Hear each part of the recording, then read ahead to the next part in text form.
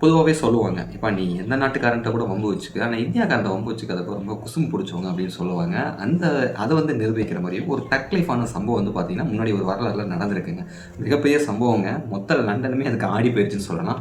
என்ன நடந்துச்சு, இதை யார் நடத்தினா அப்படின்னு பார்த்தீங்கன்னா 1920 அந்த ஆண்டு காலத்தில் ராஜஸ்தானிய மன்னர் ஜெய்சிங் பிரபாகர் அப்படிங்கிற ஒரு மன்னருங்க. மிகப்பெரிய மன்னர், அளவில்லாத செல்வங்களுக்கு சொந்தக்காரர். ஓகேங்களா.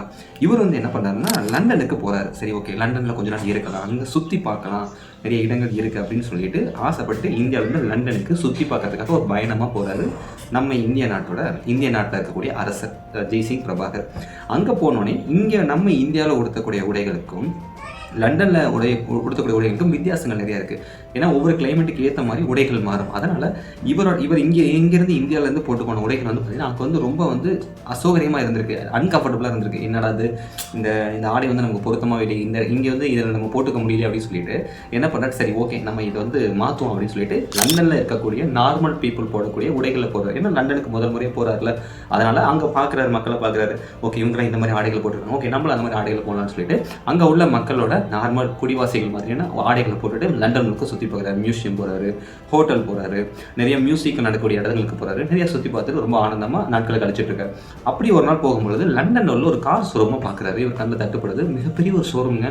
அந்த ஷோரூமில் உள்ள காரில் பார்த்தீங்கன்னா ரொம்ப அழகாக இருக்குது. இவரால் அதை நம்ப முடியல. இது இவ்வளோ அழகான கார்கள் இருக்குது, இந்த காரை வச்சு நம்ம வாங்கிட்டு இந்த கார்லேயே நம்ம லண்டன் முழுக்க சுற்றி பார்க்கலாம் அப்படின்னு ஆசைப்பட்டு என்ன பண்ணுறாருன்னா அங்கே உள்ள அந்த கார் விற்பனை மையம் ஷோரூமுக்கு போகிறாரு. உள்ள அந்த ஷோரூம் வேறு யாரோட ஷோரூம் இல்லைங்க, ரோல்ஸ் ராய்ஸோட கம்பெனியோட ஷோரூம். அங்கே உள்ள மேனேஜர், சேல்ஸ்மேன் எல்லாருமே வேலை பார்த்துட்டு இருக்காங்க. இவர் உள்ளே போயிட்டு காரை பற்றி தகவல் கேட்குறாரு. இந்த கார் என்ன விலை, இது வந்து எப்படி ஓட்ட முடியும், இதில் என்னென்ன சிறப்பம்சங்கள் இருக்குது அப்படின்னு சொல்லி நிறைய கேள்விகள் காரை பற்றி கேட்குறாரு. இப்போ நம்ம கார் வாங்க ஷோரூம் போனோம்னா நம்ம டீட்டெயில் கேட்போம்ல, அது மாதிரி இவரும் அதை பற்றின தகவல்கள் எல்லாமே கேட்க ஆரம்பிக்கிறாரு. இவர் கேட்க உடனே அங்கே உள்ள விற்பனையாளர்கள், மேலாளர்கள் எல்லாருமே, நீ யார் முதல்ல, இது வந்து பணக்காரங்க வந்து போகிற இடம். ஏன்னா இவர் போட்டிருக்க உடை வந்து பார்த்தீங்கன்னா நார்மலாக வசிக்கூடிய லண்டன் பீப்புள் போடக்கூடிய உடைகள் போட்டிருந்தாரு. ஓகேங்களா. அதனால அங்கே உள்ள கார் விற்பனை மையத்தில் உள்ள வேலையாட்களுக்கு இவர் யாருன்னு தெரியாதுல்ல. இப்போ இது வந்து பணக்காரங்க வந்துட்டு போகிற இடம், அவங்கள மாதிரி ஆளுங்களுக்குலாம் உள்ள அனுமதி கிடையாது, நீ ஏன் வெளில போறியா இல்லை கழுத்து பிடிச்சி வெளியே தரட்டா அப்படின்னு சொல்லி அங்கே இருக்க எல்லாருமே, மேலாளர் முதற்கொண்டு உதவியாளர், விற்பனையாளர் எல்லாருமே வந்து பார்த்தீங்கன்னா இவர் ரொம்ப அவமானப்படுத்திடுறாங்க. இவர் என்னடா நம்ம என்ன பண்ணோம், இவங்க என்ன இவ்வளோ பேசிட்டு இருக்காங்களே, இதை நம்ம சாதமாக விடக்கூடாது. இப்போ நார்மலாக வேறு ஏதாவது சொல்லியிருந்தா கூட பரவாயில்ல, இவனோட பணத்து முறை நம்மள்கிட்ட கேட்டானா இவனை கொட்டத்தாடுதுன்னு அப்படின்ட்டு மறுபடியும் அவர் ஹோட்டலுக்கு வந்துடுறாரு, தங்கியிருக்க இடத்துக்கு வந்துடுறாரு. வந்துட்டு இவரால் இதை ஏற்றுக்க முடியல. இப்போ நார்மலாக ஏதாவது பிரச்சனைனா சண்டை போட்டு வெளியே தேரலாம், இவன் வந்து பணத்திமுறை வச்சு நம்மள்கிட்ட பேசியிருக்கான், இவன் திமுறை பணத்தாலே அடிக்கணும் அப்படிங்கிறதுக்காக என்ன பண்ணுறாரு, தன்னோட இந்தியாவில் இருக்கக்கூடிய முக்கியமான நபர்கள், தன்னோட நாட்டு சேர்ந்த, தன்னோட அரசபை சேர்ந்த முக்கியமான நபர்கள், அப்புறம் வந்து காவலாளிகள் எல்லாத்தையும் லண்டனுக்கு கிளம்பி வர சொல்லிடுறே, கிளம்பி வாங்கடா அப்படின்னு சொல்லிடுறாரு. இவர் வந்து சாதாரணங்க, ராஜாவை தாண்டி மாணிக்கமாக இருக்கிற மாணிக் வாட்ஸ்அப்பாக மாறுவார்கள், அந்த மாதிரி கேரக்டர்.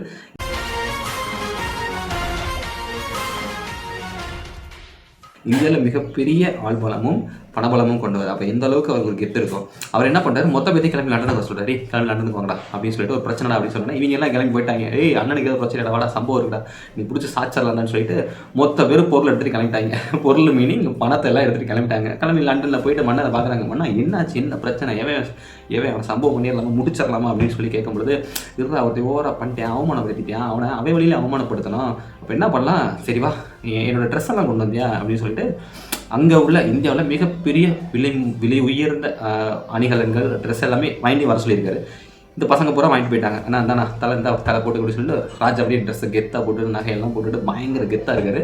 அதையும் தாண்டி இன்னொரு சம்பவம் பண்ணுறாரு. நீ ஒன்று பண்ணு, நான் ஒரு கார் ஷோரூம் காட்டுறேன், அதாவது கார் விற்பனை மையத்தை காட்டுறேன், அங்கே போயிட்டு இந்தியாவோட மிகப்பெரிய ராஜா உங்கள் ஷோரூமில் இருக்க மொத்த காரையும் வாங்க வராரு அப்படின்னு சொல்லிட்டு போய் அவனுக்கு தெரியப்படுத்த சொல்லி ஒரே ஒரு பாடி கார்டை அனுப்பிச்சிடுறாரு. அவன் என்ன பண்ணால் நேராக போய் அந்த ஷோரூமில் போயிட்டு, இங்கே பாரு, உங்கள் கார் ஷோரூமில் எங்கள் மன்னர் என்ன பார்த்தான்னு தெரில, இந்தியாவிலே மிகப்பெரிய மன்னர்ப்பா, பணபலம் படைபலம் கொண்டவர், அவர் உங்கள் கார் ஷோரூமுக்கு வந்து காரை வாங்கணும்னு ஆசைப்படுறாரு, இது உங்களுக்கு மிகப்பெரிய ஒரு பாக்கியம்ப்பா, இது யாருக்குமே கிடைக்காது, அதனால் எங்கள் தலைவர் வராது, சரியா இடத்துல செட் பண்ணி வச்சுக்க அப்படின்னு சொல்லிட்டு போயிட்டாங்க. இவங்க கார் ஷோரூம் என்ன பண்ணிட்டாங்க, அப்படி மிகப்பெரிய ராஜா வராதாண்டா அப்படின்னு சொல்லிட்டு கடையை செட் பண்ணுங்க அப்படின்னு சொல்லிட்டு டெக்கரேஷனு, சிகப்பு கம்பளம் எல்லாமே வரப்பொருளாம் கோலாகலமாக இருக்குது. லண்டனே இதை பற்றி பேசுது. இந்தியோட மகாராஜா கார் ஷோரூம் போது கார் வாங்க போகிறாரு, அதுவும் வந்து ரோல் சைடு. இது ஒரு மார்க்கெட்டிங் தானே. இப்போ ஒரு மிகப்பெரிய ஒரு பிரபலம் வந்து ஒரு பொருள் வாங்கினா அந்த பொருளுக்கு அது ஒரு மார்க்கெட்டிங் தானே. இது மிகப்பெரிய அளவில் மார்க்கெட்டிங் ஆகுது. ஏன்னா நம்ம இந்தியாவில் மிகப்பெரிய ராஜா வந்து கார் வாங்குறாரு அப்படின்னு சொல்லிட்டு ரோல்ஸ் ராய்ஸ் கம்பெனி சும்மா இல்லை, இதை பிரபலப்படுத்திட்டாங்க. இந்த மாதிரி வந்தீங்களா, எங்கள் காரோட அழகை பார்த்துட்டு இந்தியாவோட மன்னரே லண்டனுக்கு வந்து கார் வாங்குறாரு அப்படின்னு சொல்லியிருக்காங்க. ஆனால் இதுக்கு முன்னாடி நடந்த சம்பவம் யாருக்குமே தெரியாது. ராஜாவுக்கும் அங்கே உள்ள கார் விற்பனையாளருக்கு மட்டும்தான் தெரியும். இது வெளி மக்களுக்கு தெரியாது. முன்னாடி அவமானப்பட்டது தெரியாது. ராஜா என்ன பண்ணுறாரு, நல்லா கெத்தாக நம்ம இந்தியா கல்ச்சர் மாதிரி ட்ரெஸ்ஸை போட்டுட்டு நகையை போட்டுக்கிட்டு நேராக கார் சொன்ன போகிறாரு. பயங்கர வரவேற்பு, கோலாகலம், பாடல், சிகப்பு கம்பளம், பூவெல்லாம் தூவி வரவேற்கிறாங்க. பார்க்குறாரு, ஷோரூமில் பார்க்குறாரு, இருக்கிற ஒரு 7-8 கார் இருக்குது. தூக்குடா எல்லா காரையும் தூக்கி எல்லா காரையும் ஏற்று அப்படின்னு சொல்லிட்டு சொன்னால் இவங்களாம் தாங்க முடியல சந்தோஷம். கார் ஷோரூம்க்கு ஒரே நாள் இவ்வளோ விற்பனையாகும். இது மிகப்பெரிய ஒரு விஷயமாச்சு. இது வந்து இவங்களுக்கு அந்த கம்பெனியை பொறுத்த வரைக்கும் இது ஒரு மார்க்கெட்டிங். இது வந்து ஒரு அம்பாசிடராக யூஸ் பண்ணிக்கலாம். இன்னொன்று ஒரே நாளில் இவ்வளோ சேல்ஸ் ஆகுது. இது மிகப்பெரிய ஒரு ஜாக்பாட் தானே. இதனால் அந்த கார் கம்பெனியோட சிஓ வந்து இது வந்து மிகப்பெரிய அளவில் செலிப்ரேட் பண்ணி கார் எல்லாமே ஏற்றுறதுக்கு முயற்சி பண்ணுறாரு. அப்போ வந்து மன்னர் ஒரு விதிமுறை வைக்கிறார். நீங்கள் வந்து காரை எனக்கு அனுப்பணும் அவசியம் இல்லை, இந்த ஷோரூமோட மேலாளர் யார், அதிகாரி யாருன்னு சொல்கிறாரு. அவன் வந்து நிற்கிறான். மன்னா சொல்லுங்க மன்னா, நீ என்ன பண்ண, இந்த மொத்த காரியம் என்னோட இந்தியாவோட அரண்மனைக்கு கொண்டு வந்து வைக்கிறது உன்னோட முழு பொறுப்பு, இதை ஒன்றை தான் ஒப்படைக்கிறேன், இதில் பிரச்சனை வர மாதிரி பார்த்துன்னு சொல்லிட்டு அதிகாரமாக ஒரு விதிமுறையை கொடுத்துட்டு போகிறாரு. இவனும் சரிங்க மன்னான்னு சொல்லிட்டு இவர் மன்னர் இந்தியாவுக்கு கிளம்பி போயிடுறாரு. இவர் வந்து மொத்த காரையும் கப்பல் மூலமாக இந்தியாவுக்கு கொண்டு வந்துட்டு அரண்மனையில் வாசலுக்கு கொண்டு வந்து நிப்பாட்டிடுறாரு. மன்னர் பார்க்குறாரு, என்னப்பா கார் வந்துருச்சா, சரி ஓகே. இவர் மன்னரில், ராஜா மன்னரில், இவர் வந்து அவமானத்தெல்லாம் ஏற்றுக்கவே மாட்டார். ஒன்றும் சண்டைனா சம்பவம் நடந்திருக்கும். இவர் வந்து அவமானப்படுத்தினா பண ரீதி அடிக்கணும், இவங்களை வீழ்த்தணும் அப்படிங்கிறதுக்காக என்ன பண்ணுறாரு, அங்கே உள்ள வேலையாட்கள், அதாவது தூய்மை பணியாளர்கள், அரண்மனை தூய்மை பணியாளர்கள், தெருக்களை சுத்தம் பண்ணக்கூடிய எல்லாத்தையும் கூப்பிட்றாரு. எல்லாத்தையும் வர வச்சுட்டு ஒரு 7-8 பேர் வந்து நிற்கிறாங்க. சரி ஓகே, நீங்கள் ஆளுக்கு ஒரு கார் எடுத்துகிட்டு ஓட்ட ஆரம்பிங்க அப்படின்னு சொல்லிட்டு முதல்ல ஒரு ரூல்ஸ் ஒன்று கொடுக்குறாரு. எல்லாரும் என்ன பண்ணால் இவ்வளோ பெரிய காஸ்ட்லி காரை எங்களை ஓட்ட சொல்கிறீங்களே அப்படின்னு சொல்லிட்டு சொல்லும்பொழுது, மன்னா நான் சொல்கிறத செய்யுங்கடா அப்படின்னு சொல்லிட்டுனே அந்த மக்கள், அதாவது அங்கே உள்ள தூய்மை பணியாளர்களுங்க, சுத்தம் பண்ணக்கூடியவங்க, அரண்மனை சுத்தம் பண்ணக்கூடியவங்க, தெருக்களை சுத்தம் பண்ணக்கூடியவங்கள்ட்ட ஓட்ட சொல்கிறார். இவங்களுக்கு காரில் உட்காந்துட்டாங்க. இந்த மேலே அதுக்கு ஷாக்கிங், என்னடா இவ்வளோ பெரிய காஸ்ட்லி கார் வாங்கிட்டு சாதாரண மக்களை ஓட்ட சொல்கிறாரு, இவருக்கு என்ன பைத்தியம் முடிஞ்சிச்சு அப்படின்னு சொல்லி இவன் பார்க்குறான். இவனும் தன்னோட மேலே இடத்துக்கு இந்த தகவலை தெரியப்படுத்துகிறான். இதை மட்டும் பண்ணல சம்பவம், இன்னொரு சம்பவம் பண்ணியிருக்காரு. என்ன பண்ணியிருக்காருன்னா, ஒன்று பண்ணுங்கள், நீங்கள் டெய்லி கூட்டுறீங்களா அந்த விளக்கமாறு தொடப்பு கட்டு இருக்குல்ல, அதை காரோட சைடு பூரா கட்டிட்டு ஊர் முழுக்க தெரு முழுக்க சுத்தம் பண்ணுறதுக்கு இந்த வண்டி யூஸ் பண்ணிங்கன்னு சொல்லி வாங்கிட்டு வந்த லண்டன்லேருந்து இறக்குமதி பண்ண மிகப்பெரிய காஸ்ட்லியான, யாராலும் வாங்க முடியாதுன்னு நினச்ச மிகப்பெரிய பிராண்டான ரோல்ஸ் ராய்ஸ் காரோ 7-8 காரை அவரோட நாட்டுக்குள்ளே சாதாரண மக்கள், அடித்தட்டு மக்கள் மூலமாக தெருக்களை சுத்தம் பண்ணுறதுக்கு அந்த காரை பயன்படுத்திட்டார். இது மிகப்பெரிய பேசும் பொருளாக இந்தியா முழுக்க பேசப்படுது. இந்தியாவிலையும் அவர் நாட்டிலையும் லண்டன் சேர்ந்த குடிமக்கள் வாழ்வாங்கல்ல, அவங்க எல்லாருமே இதை பார்க்குறாங்க. ஏன்னா ரூல்ஸ் கேட்ச் வச்சு குப்பை எழுறாங்களே, இது மிகப்பெரிய அவமானமாச்சு, ராஜா அப்படி வரை பண்ணிட்டாரே அப்படின்னு சொல்லிட்டு இது மிகப்பெரிய பேசும் பொருளாக லண்டனுக்கு போகுது இந்த செய்தி. இதனால இவங்க எதை நினச்சி இதை மிகப்பெரிய ஒரு மார்க்கெட்டிங் பண்ணாங்களோ, அதாவது இந்தியாவோட ராஜாவே வந்து இங்கே காரை வாங்குறாரு அப்படின்னு சொல்லி பெருமைப்பட்டு பீத்தி பண்ணிட்டு இருந்தாங்கல்ல, அவங்களுக்கு சம்பவம் கொடுக்கறதுக்காக, அவங்களுக்கு பாடம் கொடுக்கறதுக்காக மன்னர் எடுத்த ஒரு சரியான தக்லைஃப் தான் இது. இவர் என்ன பண்ணுறாரு, மொத்த காரையும் குப்பல்றதுக்கு வீதியில் விட்டுட்டாரு. எல்லாரும் ஓட்டி குப்பாளி எல்லாமே பெருக்கி போட்டுருங்க. அதோட ஃபோட்டோ கூட பார்ப்பீங்க. இந்த மாதிரி நடந்துட்டு இருக்கோன்னே இது தெரிஞ்சு ரோல்ஸ் ராய்ஸோட ஓனர் சிஇஓ அவர் வந்து நேராக வந்து இந்தியாவுக்கு வந்துட்டு மன்னரை பார்க்குறாரு. ஏன் வந்து பார்க்குறாருன்னா, இந்த செயல்னால இது உலகம் முழுக்க பேசப்பட்டு ரோல்ஸ் ராய்ஸோட மதிப்பு ரொம்ப குறைஞ்சிருச்சு. ரோல்ஸ் ராய்ஸ் மதிப்பு குறைஞ்சா என்ன அர்த்தம், என்ன ஆக அடுத்து யாரும் வாங்க வரமாட்டாங்க. ஏன்னா அதோட மதிப்பு குறைஞ்சிருச்சு.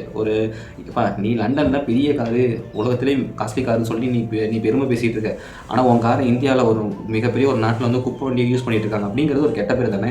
இதை தவிர்க்கணும், இதனால் நம்ம பிராண்டுக்கு பேர் வந்து அடிபடுங்கிறதுக்காக அந்த காரோட ஓனர் வந்து என்ன பண்ணுறாருன்னா, மன்னர் வந்து சந்திச்சு வந்து மன்னிப்பு கேட்குறாரு. இதை உடனே நிப்பாட்டுங்க, இது நடந்த தப்புன்னு சொன்னேன். மன்னர் சொல்கிறார், இந்த மாதிரி ஒரு நிகழ்வு நடந்துச்சு சரியா, இதுக்கு நான் பாடம் கூட தான் இந்த விஷயம் பண்ணேன், இனிமேல் இந்த மாதிரி நடக்கக்கூடாது அப்படிங்கிறதுக்காக ஓட்டிட்டு இந்த காரெலாம் நிப்பாட்ட சொல்லிட்டாரு. நிப்பாட்டி அந்த காரை திருப்பி கொடுத்துரு, இந்த காரை நீயே வச்சுக்க, எங்களுக்கு தேவை கிடையாது சொல்லி திருப்பி அனுப்பிட்டார். இந்த மாதிரி சம்பவம் ரோல்ஸ் ராய்ஸ்காரங்க நடந்திருக்கு. இது வந்து மிகப்பெரிய ஒரு பேசும் பொருள் ஆச்சுங்கன்னா, ரோல்ஸ் ராய்ஸ்காரனுக்கே பாடம் புகுத்திருக்காங்க அப்படின்னு சொல்லிட்டு இது வந்து ஒரு வரலாற்றில் பதிவு பண்ண செய்தியாகவே மாறிடுச்சு. ஏன்னா அந்த அளவுக்கு ஒரு பேசும் பொருள். ஏன்னா ரோல்ஸ் ராய்ஸ்காரங்கிறது மிகப்பெரிய வேல்யூ, எக்ஸ்பென்சிவ். இப்போ உள்ள நார்மல் பீப்புளாக அதை வாங்கக்கூட முடியாது, அந்த அளவுக்கு மிகப்பெரிய எக்ஸ்பென்சிவ். அந்த காரை வந்து 1920 அந்த காலகட்டத்திலேயே மொத்தம் 7-8 காரை வாங்கி இந்தியா நாட்டுக்குள்ளே குப்பை எழுற வண்டியை யூஸ் பண்ணால் இது மிகப்பெரிய சம்பவம் தானே. அப்படி ஒரு சம்பவத்தை பண்ணவர் தான் ஜெய்சிங் பிரபாகர், ராஜஸ்தானிய மன்னர் 1920 அந்த ஆண்டு காலத்தில். இந்த மாதிரி சம்பவத்தை நம்ம இந்திய மன்னரும் பண்ணி லண்டன்காரனுக்கு மட்டும் இல்லாமல் பணக்காரன்னு நினைக்கிற எல்லா புத்திகாரனுக்கும் செருப்பால் அடித்த மாதிரி ஒரு பதிலடியும் கொடுத்துட்டு ஒரு பாடத்தையும் போட்டுனார். ஸோ இப்படிப்பட்ட ஒரு செயலை செஞ்ச நம்ம இந்திய நாட்டோட ஜெய்சிங் பிரபாகர் மன்னரை பற்றி நீங்கள் என்ன நினைக்க சொல்லி கமெண்ட் பாக்ஸில் கமெண்ட் பண்ணுங்கள். மேலும் இன்னொரு வரலாற்று நிகழ்வோட உங்களை நான் சந்திக்கிறேன். உங்களுக்கு விடைபெறுவது உங்கள் கார்த்திக். வாழ்க தமிழ்.